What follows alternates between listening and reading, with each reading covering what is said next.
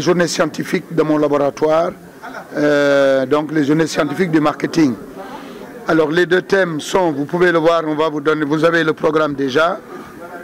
Donc d'abord la distribution avec les problématiques que vous connaissez bien avec Auchan et autres.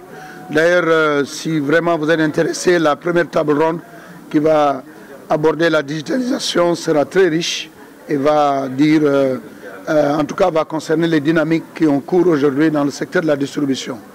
On aura ensuite des ateliers dans lesquels on va débattre de la distribution de façon générale, de l'expérience de Auchan au Sénégal, en Afrique.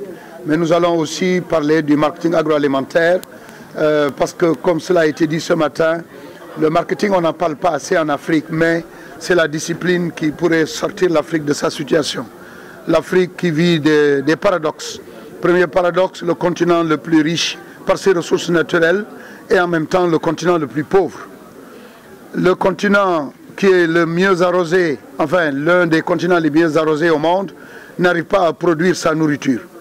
Et donc tout cela constitue des problématiques marketing. Une bonne partie du marketing aujourd'hui est interpellée par rapport à son rôle dans la valorisation des produits de terroir.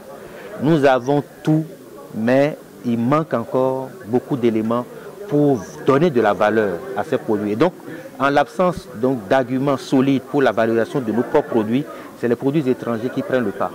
Déjà, on reproche aux chercheurs leur absence de visibilité par rapport aux vrais problèmes que vivent nos populations.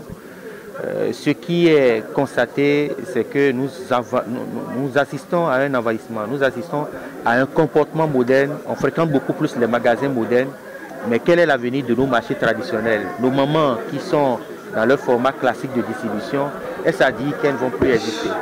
Ceux qui ont de petits points de vente qui sont de plus en plus abandonnés parce que dans un supermarché, vous avez le luxe, vous avez la climatisation, vous avez l'ambiance.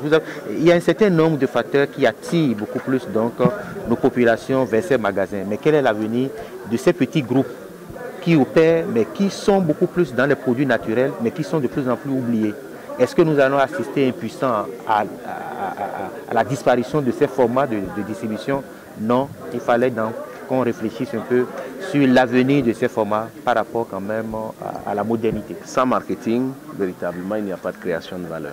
Et c'est pour ça, vous comprenez très bien, l'intérêt que le CESAG a en tant que structure régionale qui concourt à apporter aux organisations du renforcement de capacité pour la création de davantage de valeur, est présente pour soutenir et pour participer pleinement à ces travaux. Parmi les obstacles pour le développement du marketing africain dans nos pays aujourd'hui, c'est justement l'absence régulière de ce type d'échange entre les praticiens, entre les chercheurs, les universitaires et aussi les entreprises, parce que c'est au contact de toutes ces parties prenantes que l'on peut véritablement faire émerger des bonnes pratiques qui peuvent être enseignées, qui peuvent être dupliquées et qui peuvent permettre aux organisations de pouvoir aller de l'avant. Donc c'est pour ça que le CESAG, comme je l'ai dit, soutient ce type d'échange, ce type de rencontre, et nous espérons que d'autres partenaires qui ont déjà commencé à